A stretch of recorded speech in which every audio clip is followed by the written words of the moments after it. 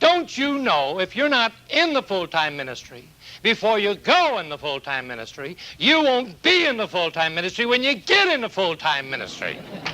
Listen, the ministry of the Christian is not me ministering to you, it's the God ministering to my own heart.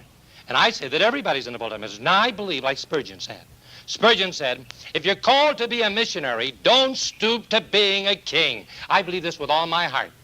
And I believe one of the greatest vocational callings, I believe the greatest vocational calling is to be a pastor, to be a missionary. And so I'm teaching our kids. We have 6 kids. We'd have more, but my wife doesn't like children. And we're teaching our kids to be the best, to be missionaries, to be pastors. But I tell you what, I am also teaching them, too, that if God calls you to be something inferior, like a millionaire or a doctor or a lawyer, don't feel bad. You can be happy anyway. You know, we get this all mixed up. We think, oh, my, look, he's given his life to go preach the gospel. Listen. Or, my, he had such talent, and that's all he's going to do is listen. Nothing breaks my heart. I can't understand why everybody isn't preparing for the best calling, but you see, the joy of the Christian isn't his work. So I say, if you're a housewife, you're a full-time minister. If you're a teenager, you're a full-time minister. If you're a bread man, you ought to be handling the bread of life.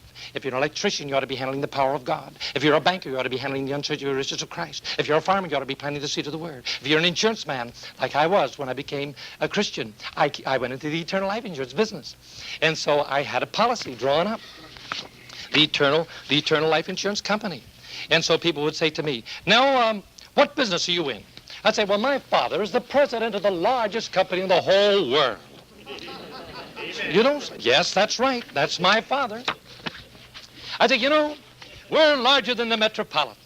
We're stronger than the Prudential. We pay better dividends than the Northwestern.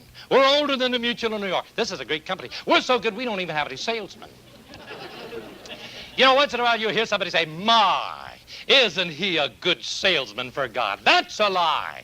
God never had a good salesman. God never had any salesman. You know why? God has nothing to sell. He wants to give it to anybody who will come and take it.